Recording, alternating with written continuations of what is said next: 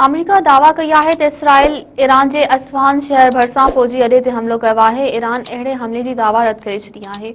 अमेरिकी मीडिया जो चवणु आहे त इसराइल ईरान के शहर असफ़ान वेझो हवाई अड्डे ते हमलो कयो आहे। इसराइली मिसाइल ईरान में हिक हंध ते वञी किरियो, पर अमेरिकी मीडिया हदफ़ के हवाले से का बि ॻाल्हि नाहे कई।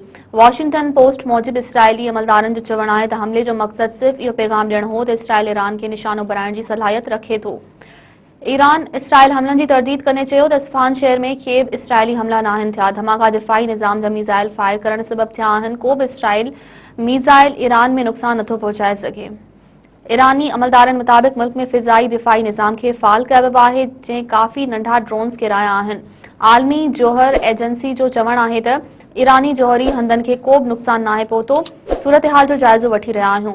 इराक़ जे ओभर ऐं ॾखण में वेढ़ाक जहाज़नि खे उॾंदे ॾिठो वियो आहे, जॾहिं त शाम मथां बि इसराइली जहाज़नि जूं उॾामूं थियूं आहिनि।